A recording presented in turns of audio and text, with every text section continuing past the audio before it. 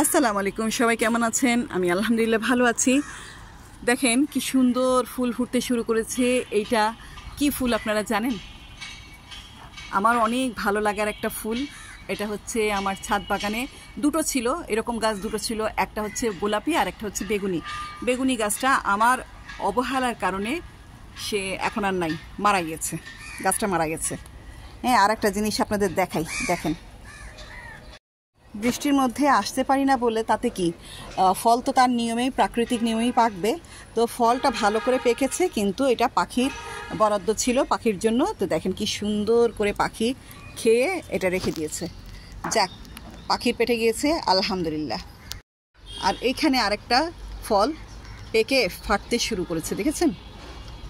সবগুলোই ফল আস্তে আস্তে বড় হচ্ছে আর পাকতে শুরু করেছে, পাকার সাথে সাথে ফাটতেও শুরু করেছে। আর বৃষ্টির পানি পেয়ে দেখেন, আহা, ডালিম গাছটাতে ফুলে ফুলে ভরে গেছে, অনেক অনেক ফুলে ভরে গেছে এবং ফলও টিকছে আলহামদুলিল্লাহ। ভিতরে ভিতরে ফল টিকছে। এখন বৃষ্টি হচ্ছে, দেখাতে পারছি না, কিন্তু ফল টিকে যাচ্ছে। পরে একসময় আপনাদেরকে এটা নিয়ে দেখাবো। তবে বর্ষাকালে আমার যেই জিনিসটা খুব ভালো লাগে, যে বর্ষাকালে গাছেদের চেহারা এত সুন্দর হয় যে আমার গাছগুলো দেখতে খুবই ভালো লাগে, ভীষণ ভালো লাগে। তো এইখানেও দেখেন কত সুন্দর ঢেঁড়স গাছগুলো সবুজ তরতাজা হয়ে বড় হচ্ছে এবং ফুলও চলে এসেছে, এখানে হচ্ছে আলহামদুলিল্লাহ, অনেক সুন্দর হচ্ছে গাছগুলা, মাশাআল্লাহ। আসলে কয়দিন ধরে আসা হয় না বলে দেখিও না, অনেক কিন্তু ঢেঁড়স টিকে গেছে। এই যে ফুল ফুটে, এই যে এখানে ঢেঁড়স টিকেছে। হ্যাঁ, ফুল আসছে অনেক, প্রত্যেকটার মধ্যে অনেক ফুল আসছে, মাশাআল্লাহ। তো দেখা যাক কীরকম ফলন হয় ঢেঁড়সের। আপনারা সবাই অবশ্যই আমার গাছের জন্য দোয়া করবেন।